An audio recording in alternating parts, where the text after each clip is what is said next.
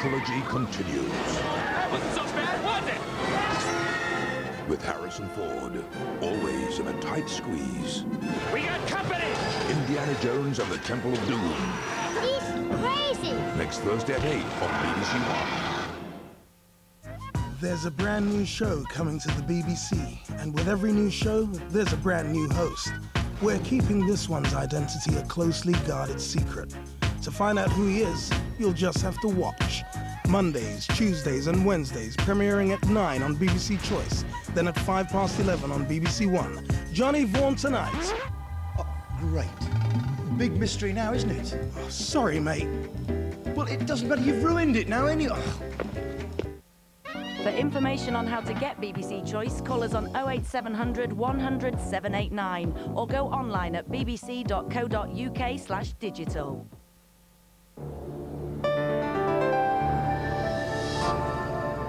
On BBC One now, the best gaffes on the box.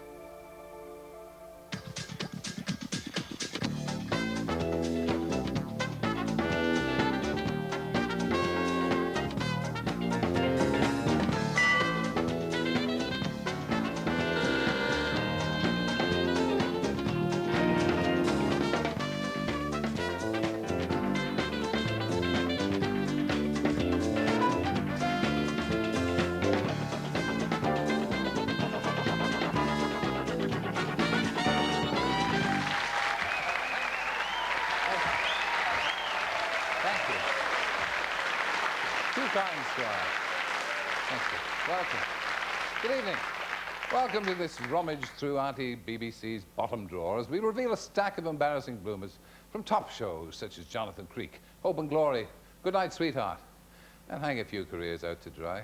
But stop, I hear you cry. Not for the first time. There you go. Is it fair to pick on these poor people working for the BBC? They're obviously desperate, and by the looks of things, not quite the full shilling. True enough. But sympathy has no place in this show, particularly for those foolhardy enough to flout one of the eternal laws of television. If you go down to the woods today, you're sure of a big surprise, or rather a small one, because although this guy looks pretty big, he's actually the smallest bear in the world, the Malayan sun bear. Hello! He gets...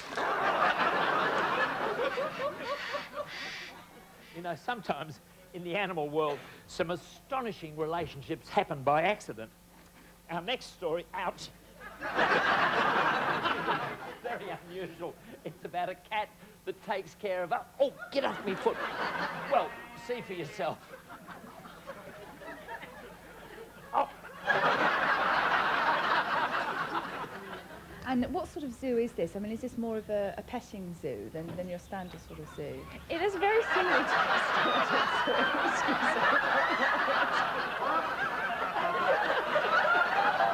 It is very similar to your standard type of zoo in the fact that we do have quite a few exotic animals. Defeat is something most politicians have to come to terms with sooner or later. But Henry here, unbowed by his first experience, says he won't be asking for a recount. David Cornock and Henry, BBC Wales Today, Parliament's Dog of the Year show. And above all else, they're super successful.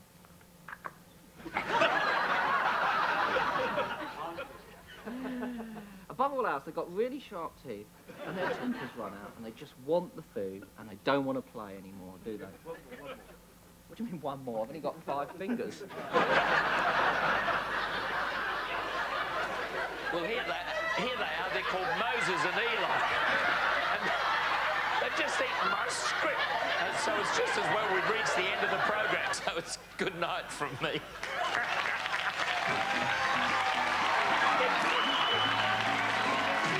Here we go. Hey, this is interesting. Hey.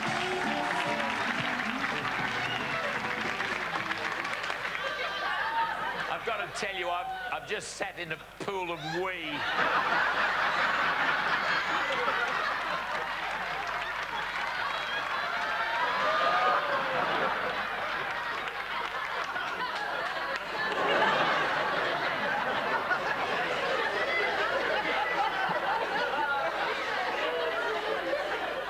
The temperature, really, when I first sat down, it was the warmth that gave it away.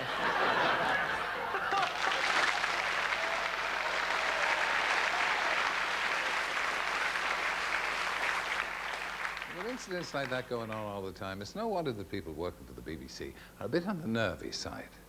And when you're living on a knife edge, it's inevitable that some people might give the impression that they don't know what they're talking about.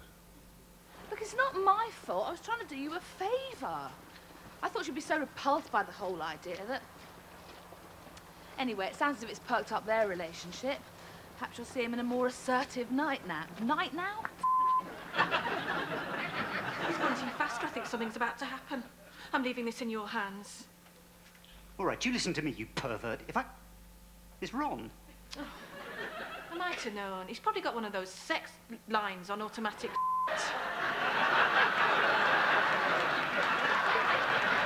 There is another extraordinary length you can go to if you want to have that big chest for your big day. The product is called Natural Push-Up. Its manufacturer's claim it's made of natural plant estrogens, which You know that job you didn't get at St. Phillips? Don't let it get you down. Keep applying. Get off this sinking ship while you can. Oh!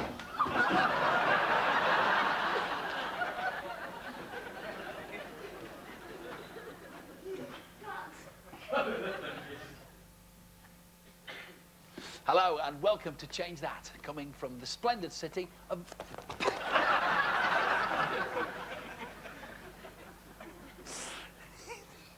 Just such a very strange step. Look at this step. It's a round step and they're square steps. And I can't do round steps, I only do square steps. How much do you reckon you spend a year on clothes? Karen. Yeah, it's another triumph for British justice to rank alongside the Birmingham Six, the Guildford Four, and sundry other people that they cheerfully went mad with and didn't even think to write a proper line for. Now, a lot of people lay the blame fairly and squarely at Graham Taylor's door, Tommy. Oh, Graham Taylor, isn't it? Sad, wasn't it? You know. Laura McMenemy, power behind the throne, behind every lot. Oh.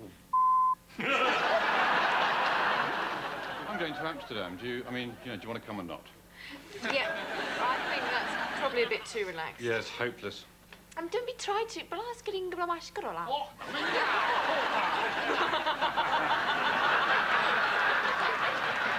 tomorrow will be a brighter day. Many places, I think, dry for a time, but don't be fooled. There'll already be a scattering of showers. Please bring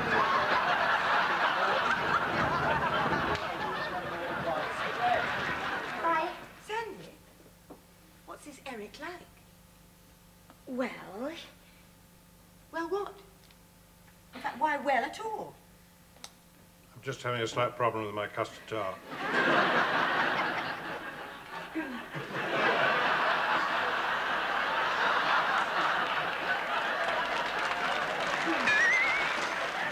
Hi, Sandy.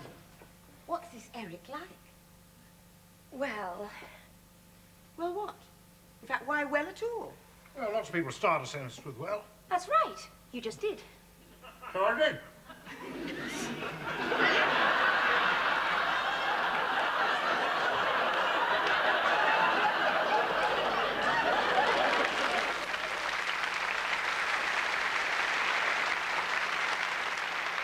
So it's time to bring the curtain down on this batch of Auntie's bloomers. Well, I will return, like old MacArthur, to put another collection of television careers out to pasture before running over them with a combine harvester. It's a living. Good night.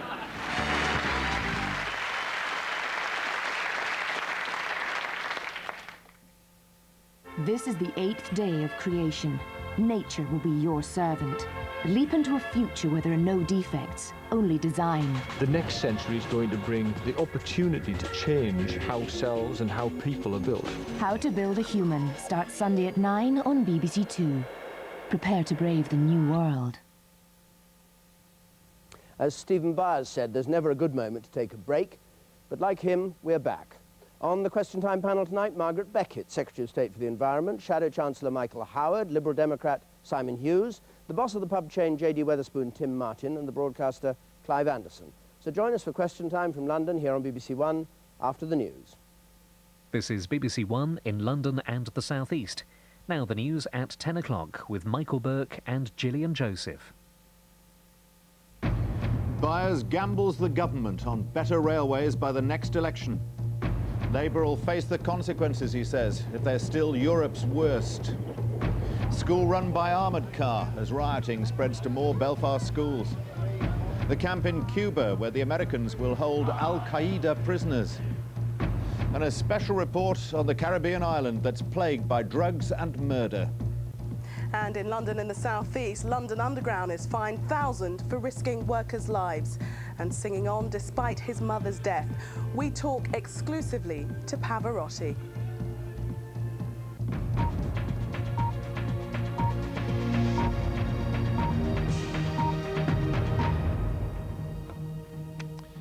Good evening. The Transport Secretary, Stephen Byers, has promised big improvements to the rail system by the next election and said the government would be held to account by the voters if he failed. One of his colleagues, the Europe Minister, Peter Hain, described the rail network as the worst in Europe. Mr. Byers admitted it had got worse in some ways under Labour and was not fit for the 21st century. It's back from work they go, on what one of Tony Blair's ministers calls Europe's worst railway system. Peter Hain, a Foreign Office minister with a reputation for speaking bluntly, has said openly what many others say privately. Labour was too timid and didn't spend enough early enough on the railways. The man in charge of the crisis, Transport Secretary Stephen Byers, could have done without that. Was Mr. Hain wrong? I think Peter Hain is Peter Hain, and we all know Peter. He every so often So he the says answer is these. basically he was wrong. Well, I'm a great person for tolerating different views. Peter was one of my ministers when I was at the Department of Trade and Industry. And if you like, Peter's got form. And this is not the first time Peter has said things of this nature. But the important point is this, that he's saying, and I believe this, that we do not have a railway system in this country which is fit for Britain in the 21st century. Maybe, but everybody wants Mr. Byers' head to roll. So will it? I'm looking forward to staying in this job until the next general election. Now, some may say that should lead to me being sectioned under the Mental Health Act. I'm privileged to be in this job. And safe, he thinks, because Labour was slow to concentrate on Britain's crumbling railways. It took 2.5 years to bring its so-called integrated transport policy to the Commons. Ministers backed Railtrack, then destroyed it. Now they deride it. Money has been going in, but not public money, and not the most important place. What we've seen recently is quite strong private sector investment in new rolling stock.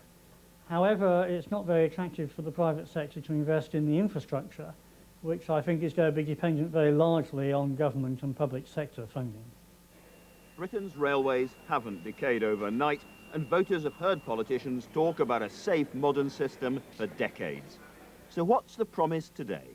I'm saying that in 3 years' time, or whenever the next general election is called, if we've not got a railway system which has better punctuality, which is more reliable, which is safe, which is not more clean and comfortable, then we'll be held to account. And that's how it should be. Well, that's clear enough then. A cut-out and keep guarantee for every train traveller in Britain. Andrew Marr, BBC News. Andrew Marr joins me now from Westminster. So he's not just putting his own neck on the block, effectively he's putting the whole government. I think that's absolutely right. The wrinkled old cynics here, and there are a few, would say, well, 3 years' time, who's going to remember what happens now? Life will have moved on. But I think that's wrong. Tony Blair told the Cabinet today the government was engaged in a battle for the future of the public services. Effectively, could politicians convince people that they can run anything? And I think the railways are now at the front line in the bloodiest part of that battle. And if Labour don't deliver on this, they will indeed be severely punished in 3 years' time.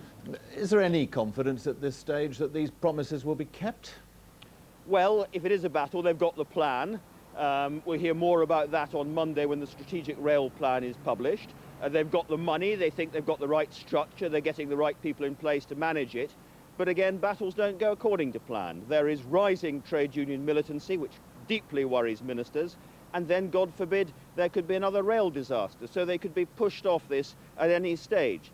Nonetheless, they think for the first time they have got the basics in place, and there'll be a lot of people sitting around train stations tomorrow and in the weeks ahead hoping they're right. Andrew, thanks very much. Police are coming under attack from both nationalists and loyalists in a second night of violence in North Belfast. They've again been forced to endure a barrage of petrol bombs and bricks. Earlier, men entered a Catholic secondary school and smashed 17 vehicles in the car park as terrified pupils looked on. Protestant pupils at another school were taken home in armoured police vans. Another school run in North Belfast and children go home in armoured vehicles. Pupils from the Protestant boys and girls model schools were driven by police who feared they'd be attacked by Catholics. That's the way the Protestant people are being treated. The police convoy set off, taking the children to meet their parents in an exclusively Protestant area. At the entrance to the Ardoyne, a crowd of Catholic youths had indeed gathered. A Protestant mother whose son James attends one of these schools kept him at home today. A bus he was on yesterday was stoned by Catholics. I don't know if my child's coming home to me in the afternoon, or if I'm going to get a phone call to say that he's been rushed to hospital due to attacks at Ardoyne. I'm not willing to put my child through that anymore. Across the divide, a Catholic mother who's received a loyalist death threat is keeping her daughter Emma out of Holy Cross School, and she's moving out of Ardoyne. I fear for the lives of my children and myself, so I'm going to have to up and leave the house completely. I didn't really stay here anyway. I've been staying in friends' houses. The kids have been knocked about too much. Holy Cross School was closed, its playground as silent as the state school attended by Protestants across the way was happy and bustling. The Holy Cross principal says all teachers are terribly worried by the situation. Children shouldn't be in the middle of this type of thing. That we may have problems in Northern Ireland, we have community problems and social problems, but they should be dealt with by adults, and that schools and children should never be involved in this. The troubles flared again. Cars were hijacked and set on fire in Catholic Ardoyne.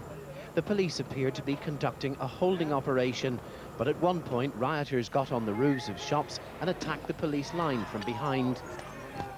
Many of the rioters are teenage boys, school children themselves, but the hatreds that run so deep here mean that the young people in areas like this, who should be the inheritors of the peace process, clearly feel no part of it.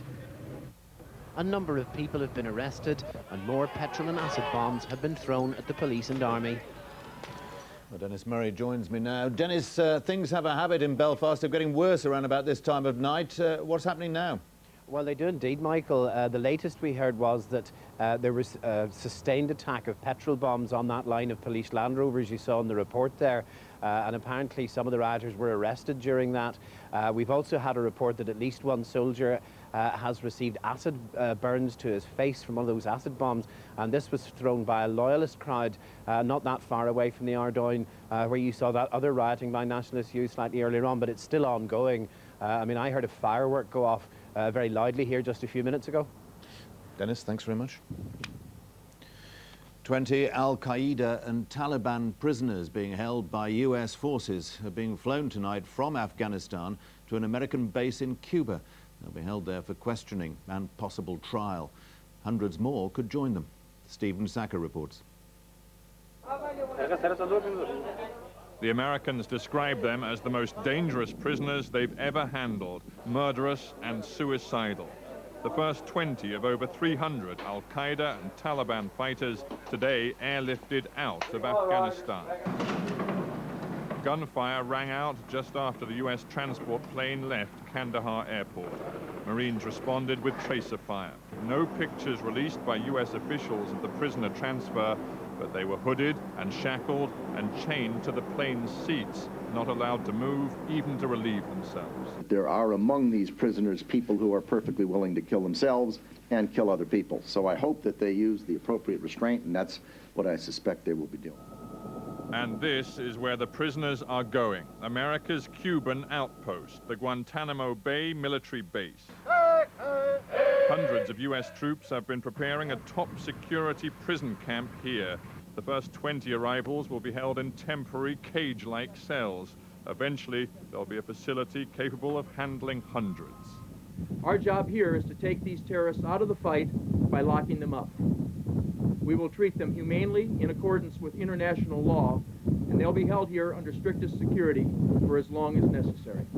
At Guantanamo, the prisoners will first be interrogated while the Americans decide what to do with them.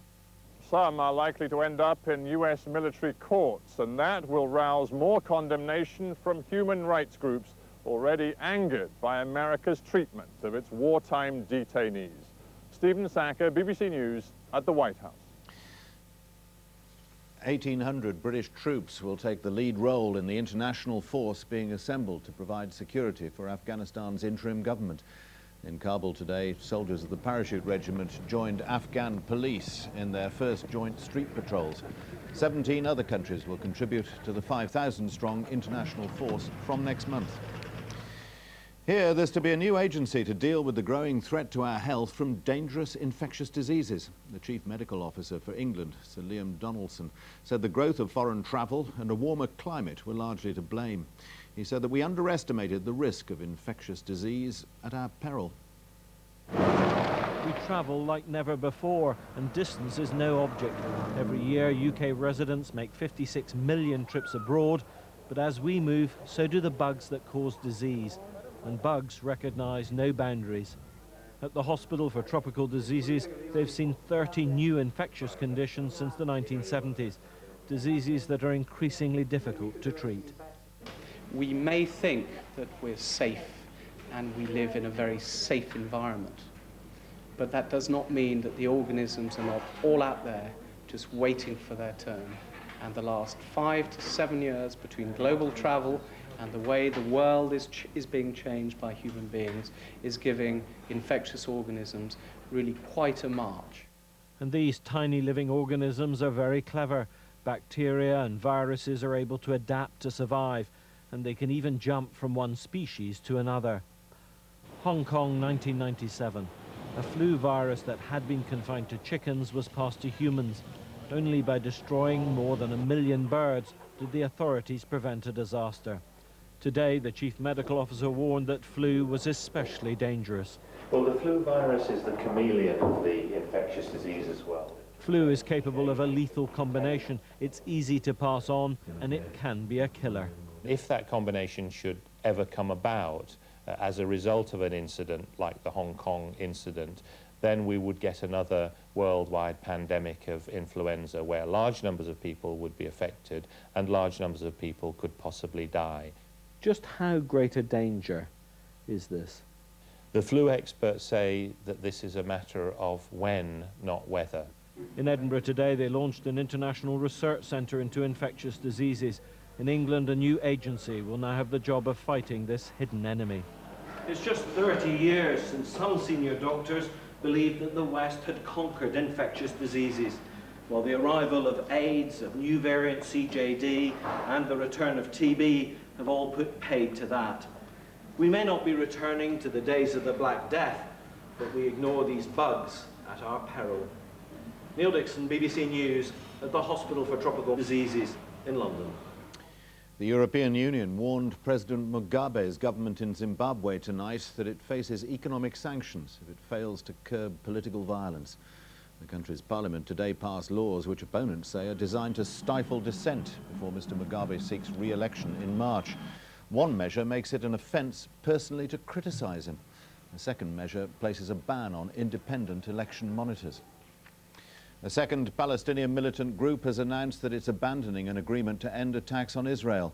The decision by Islamic Jihad came a day after Hamas gunmen killed 4 Israeli soldiers in a raid which ended a relative lull in the conflict. Jamaican authorities arrested 6 alleged drugs mules, couriers, at Kingston Airport last night on their way to Britain. Police and customs in both countries are increasingly concerned about the quantities of drugs being smuggled on flights. A British diplomat said last week that he believed that 1/10 of all passengers flying from Jamaica to Britain could be carrying cocaine inside their bodies. Many of the mules are poor Jamaicans, especially single mothers. 921 people were arrested last year attempting to smuggle cocaine out of the island. There were more than 1,100 murders in Jamaica last year, many thought to be connected with drugs. Gavin Hewitt has this special report from the island. Jamaica has become the staging post for much of the cocaine destined for Britain, brought here from South America. The streets of the capital, Kingston, have become some of the most dangerous in the world, with whole neighborhoods controlled by drug gangs. Troops only patrol here in full combat gear. It is often these violent neighborhoods that provide the mules, the couriers that carry cocaine to London. Many of them are women, usually single mothers, vulnerable and deprived. The Patterson family is poor and without their mother. She was recently sentenced to 6 years in prison in Britain for smuggling cocaine in her stomach. Her 4 children are now being cared for by their partially sighted grandmother. I may have to look after him night and day. 7-year-old Rudy still hasn't been told her mother is in prison. I don't tell her anything, please. I don't make she know anything that... One of the sons tried to hang himself. It is often the poorest women, unaware of the consequences, who are bringing cocaine to Britain. I was surprised when I hear about her arrested in England for drugs. I did not know that she even leave. A drug courier can earn £4,000, a fortune. But when they're caught, there's often a devastating impact on the children, many of whom have no fathers in their lives. And if there isn't an extended family who are prepared to take them in, then I'm afraid they get left by the wayside and on the streets of Jamaica. Shana was caught trying to smuggle cocaine out of Jamaica. It's so common that many young girls almost drift into it. Me, my aunt and her best friend, we were smuggling cocaine in our shoes. I don't think it can stop. Jamaica is really poor. And some people say that is the only way for them. Quick money. The drug trade is slowly destroying what passes for normal life in the capital. The men of influence are criminals linked to politicians. As we found, makeshift roadblocks separate streets, often at war with each other. Even at the main hospital, there's no escaping the violence. Soldiers patrol the grounds. And troops travel in the ambulances when those arrested need treatment. This was 2 days ago. 3 men near Mountain View Road were killed with automatic weapons. The week before, 7 people had been shot in one incident. At Kingston's airport, the searches are rigorous. Personal items are tested and probed, but every flight, it seems, has its drug mules. Sophia Nationals was just arrested for possession of ganja. They were going on Air Jamaica 001 to London. Last night, 6 people were removed from the London flight. More personal tragedies for an island that supplies so much of Britain's cocaine. Gavin Hewitt, BBC News, Jamaica. Here, the Bank of England decided to leave interest rates unchanged at 4% today. With reports of bumper spending in the shops over Christmas, the bank decided the economy didn't need an extra boost. But figures out today show that company profits are at their lowest for 8 years, suggesting that while consumers are spending, it isn't helping firms. Confused? You should be. Boom in the shops, consumers apparently spending plenty, but inflation low. If people are buying, shouldn't prices rise faster? Given the conflicting signals, it's no wonder the Bank of England did nothing today. But how can we have high spending and such low inflation? Answer, our incomes are growing, but company profits are shrinking. Here at Merrythought Limited, a toy factory in Ironbridge, they're selling the goods, but acute competition holds prices down. Competition from places like China. The last few years for Merrythought Limited, we have achieved even higher sales than previous years. We are keeping up with inflation, but we are finding that the bottom line is becoming thinner. If an accountant was running this company, they would have said years ago, come on, time to have it made offshore, but that is not what I've been brought up to do. Suddenly, it seems, the world is awash with factories. Companies hold prices down to keep them all busy. But in Britain, at least, wages are rising, costs are going up. Across the economy, the arithmetic is clear. Late last year, earnings rose by 4.4% over the year before, but prices rose by only 1.5%. For earnings to grow faster than prices, profits fell by 2.7%, caught in a bear hug between rising wages and competition in the shops. Stock markets have been expecting that profits would continue to rise rapidly for some time. They're probably still expecting that profits will rebound quickly. All the evidence suggests otherwise, and that with all this excess capacity and too much factory capacity around, that in fact profits are going to remain under downward pressure for some time. Well, you might ask, don't we want wages to grow fast and prices and profits to grow slowly? Yes, but only up to a point. Pensions and investments need profits if they're to give a return, and companies need profits if they're to have any incentive to invest and expand. Ultimately, we're going to have to give back to companies what we're currently taking away. Evan Davis, BBC News. The Westland helicopter firm has announced it's to cut 950 jobs in Somerset. The company is closing its plant at Weston-super-Mare, and 600 staff are to go at its factory in Yeovil. The owner, GKN, says Westland doesn't have enough work after the completion of 2 Ministry of Defence orders. Princess Diana's former butler, Paul Burrell, will stand trial at the Old Bailey in October, accused of stealing hundreds of her possessions. Mr. Burrell's also accused of taking items belonging to Prince William and Prince Charles. Mr. Burrell has denied the charges. Paul Burrell's first appearance at the Old Bailey came almost a year after police searched his home and took away items alleged to have been stolen from Kensington Palace. In court today as well, Princess Margaret's butler, Harold Brown, also accused of theft, and Jan Hadlick, a jeweller who's charged with handling stolen goods. In court number 1, Paul Burrell sat apart from the other 2 defendants as their legal representatives discussed when the full trials should be held. All the parties agreed that it would not be in the best interests of justice for the hearings to coincide with the Queen's Golden Jubilee celebrations in the early summer. October the 14th was therefore set as the day for Paul Burrell's trial. The other 2 will be tried in December. During his years as butler to the Princess of Wales, Paul Burrell travelled with her widely. She is said to have called him her rock. Since her death, he's become something of a celebrity in his own right. But now he faces charges of stealing more than 300 items that belong to the Princess and 26 belonging to Prince William and Prince Charles.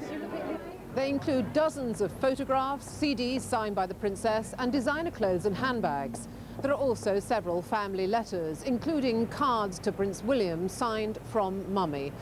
Although Paul Burrell spoke only once in court today to confirm his name, he denies all the charges, as do the other 2 defendants. After a 40-minute hearing, Paul Burrell left court to return to the life he now has as a florist while he awaits his trial. Jenny Bond, BBC News at the Old Bailey. 10 days after the introduction of euro notes and coins, shoppers have begun to discover some bargains. The single currency means that for the first time, European shoppers can directly compare prices across frontiers. One route they're taking is between Strasbourg in France and Kael in Germany. John Sopel's been finding out why. Now we are coming in Germany. Once a week, Ursula Gori-Kaminski leaves her home in Strasbourg in France to cross the border to fill up her car with petrol in Germany. While we were at the filling station, every car on the forecourt was French. Petrol is less expensive here in Germany, and until we have the euro, it's very more simple to pay. With euro, you have not to be to ask if you have Deutschmark or something like that. It's more easier to pay with euro now. And this is the town they head to, Kael. VAT is lower in Germany, but prices for toiletries, clothes and electrical goods are way cheaper. With the introduction of the euro, it's been child's play to work out the difference.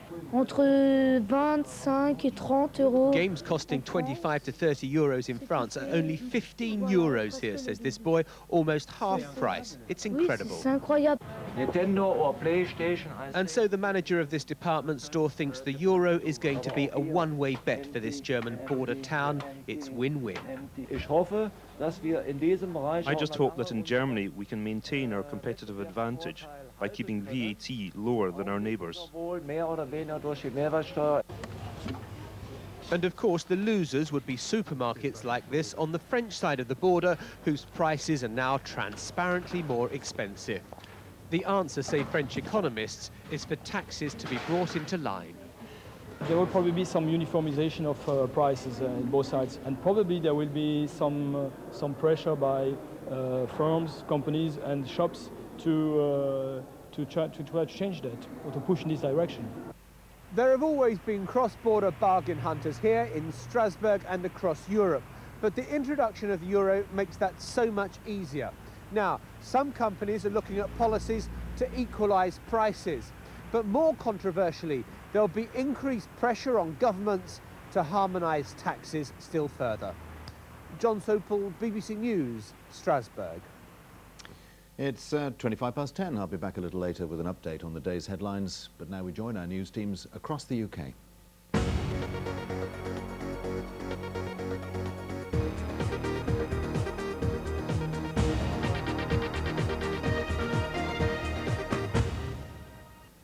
Welcome to BBC London News. I'm Gillian Joseph. London Underground's been fined £225,000 for allowing a manager to risk the lives of track workers. David Elkington forced his men to work on live rails and several suffered electric shocks. The judge in the case said safety was sacrificed to keep trains running at all costs. Had London Underground learnt their lesson? That was what Safety Director Mike Strzelecki had to prove. You said the tube is safer because of this case then, Mike? Yes. His job today was convincing a judge of that here at Blackfriars Crown Court. It was the only way to avoid an unlimited fine. That was what a judge threatened the company with after a jury found them guilty of failing to ensure the safety of track workers. All because of the exploits of this senior Central Line manager, David Elkington, also known as Dangerous Dave. After giving evidence in court, these men told me how they'd been treated. Working here just outside Debden Station, they'd been forced to work in the rain at night, just inches from live rails and running trains. This is how we was working, with our backs against the traffic. No, we never heard nothing, and the next thing you know is one of the colleagues shout out, "There's a train coming, everybody jump up!" To the men, Elkington seemed untouchable, but his bullying reign came to an abrupt end a year ago after a health and safety executive investigation. He was fined £5,000 in June. The judge gave London Underground 6 months before their sentencing, time to make improvements, and today's fine of £250,000, though large, reflected the fact safety had improved. We were expecting a large fine for this series of offences. They were serious offences. What I'm pleased about is that the judge did take into account the considerable amount of improvement that London Underground has made since these serious offences. You say improvement. The judge said that your rule book is still full of impenetrable jargon. Well, I accept that it may be impenetrable to the judge, but to people who work in the railway industry, it is understandable. Most professions have a jargon of their own that belongs to that profession. Summing up, Judge John Samuels QC said it was deeply regrettable improving basic safety had posed such a Herculean task. London Underground themselves admit a programme of improvements won't be finished until 2006. Andrew Winstanley, BBC London News, Blackfriars Crown Court. 4 youths have pleaded guilty to charges relating to a 12-year-old boy who was stabbed to death by a gang in North London. Abdir Isaac Hanza was stabbed at a street festival near his home in Holloway in August 2000. The 4 were remanded in custody until sentencing. The 16-year-old will be tried for the killing at a later date. A nurse and 2 patients have been seriously injured in a violent attack at a hospital in South London. It happened at St George's Hospital in Tooting. All 3 people were apparently stabbed by a patient. Now, just when you thought the South West train strikes couldn't get worse, it seems they may now spread to the Tube and other rail companies. Tube drivers are to be balloted on a pay strike, and Connex is now facing the threat of 24 or 48-hour strikes. We'll keep you up to date with that as soon as we know the results. Now, tomorrow night, the world's most famous tenor, Luciano Pavarotti, appears at the Royal Opera House. Sadly, his 86-year-old mother died today, but the singer has vowed to perform anyway, as it's what his mother would have wanted. Before the news broke, Pavarotti gave an exclusive interview to Anthony Dorr.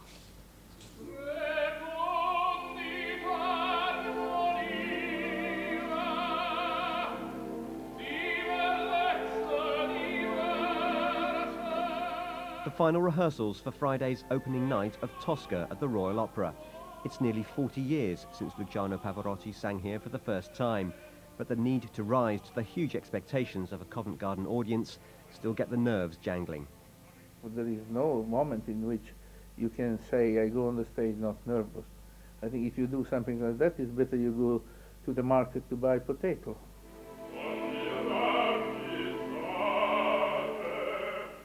The Royal Opera Company's regular singers are used to performing with great guest artists, but it's not every day you share a stage with a legend. It's one of those things that you stand there or sit there thinking, crikey, is this really me? It's really me sitting here with Pavarotti and singing with Pavarotti. It's really very exciting. It was his first performances at Covent Garden in the 1960s which made him. The 1970s saw him at his peak.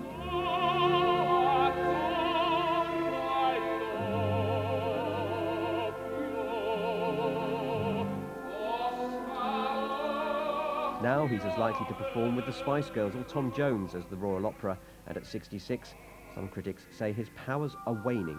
There's always great speculation about your voice and the condition it's in. How is it at the moment? I am going to warm up in between the tomorrow and the day after with the performances. I have to warm up more, but it's there. Pavarotti flew home to Italy today on the news of his mother's death. But he has promised to be back for tomorrow and will dedicate his performance to her. It'll create a highly charged atmosphere in the house, especially among fans who don't expect to see him here again. Will this be your last full performance of an opera in London, do you think? Who knows? Who knows? Let's first of all make the 4 performances, and then we will decide all together, I am sure. Audience for first.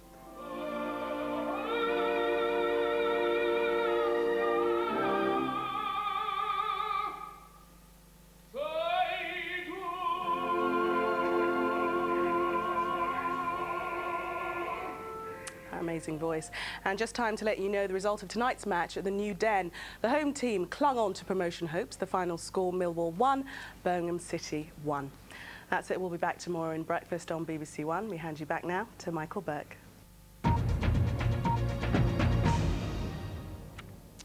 And the main news again tonight, there's been more rioting tonight on the streets of North Belfast. For a second night running, police have been forced to endure a barrage of petrol bombs and bricks as they attempt to separate rival groups of nationalists and loyalists. Earlier, Protestant school children had to be taken home in armoured police vans for their own safety. The Transport Secretary, Stephen Byers, has promised big improvements to the rail system by the next election. He said the government would be held to account by the voters if he failed. Newsnight is starting now over on BBC Two, but from the 10 o'clock news, good night.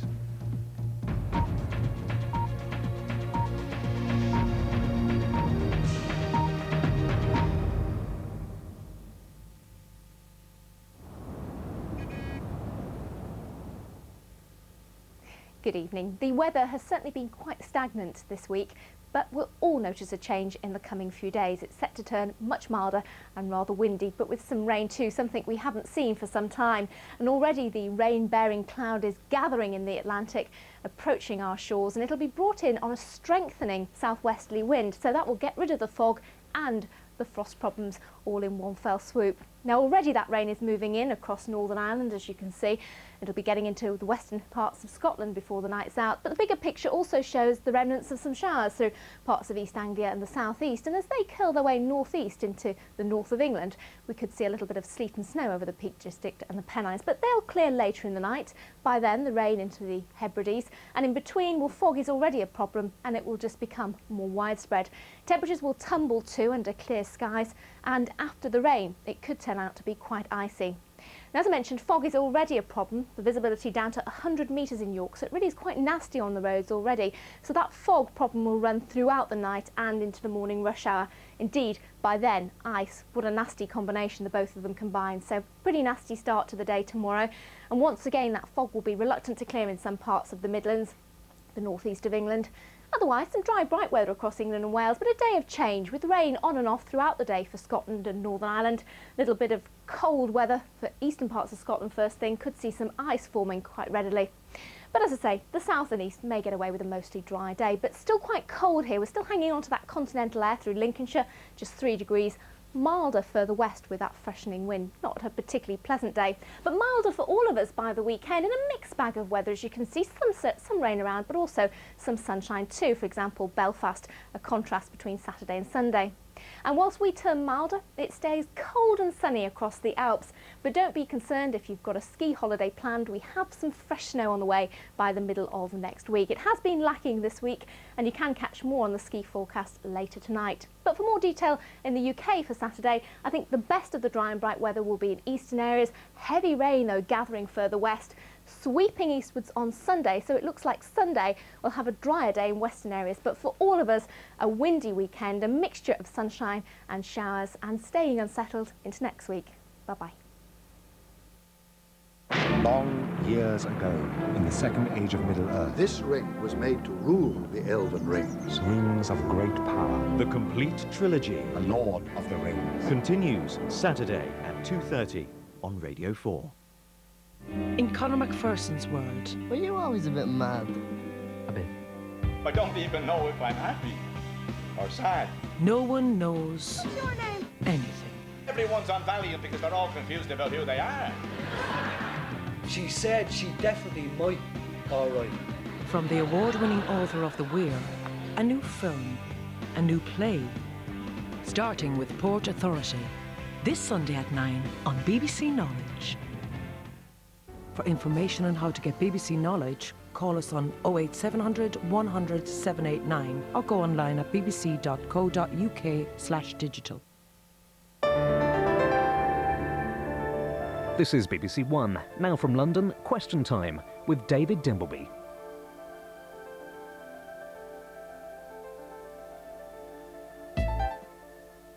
Performing life-saving operations on babies that are still in the womb. To some, this man is a miracle maker. I see. This is BBC One. Apologies, we seem to be having a few problems. We'll hopefully join Question Time very soon.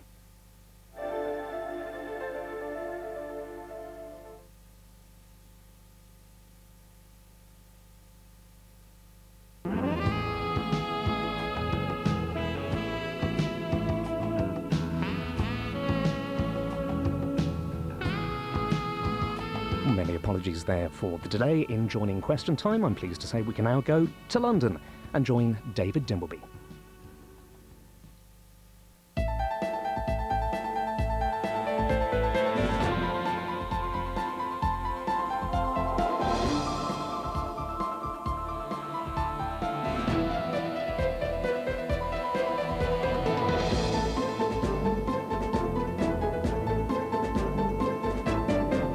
Tonight on Question Time, the Environment, Food and Rural Affairs Secretary, Margaret Beckett, the Shadow Chancellor, Michael Howard, Simon Hughes, Home Affairs spokesman for the Liberal Democrats, the barrister turned broadcaster, Clive Anderson, and Tim Martin, founder of the pub chain J.D. Wetherspoon and a supporter of Business for Sterling.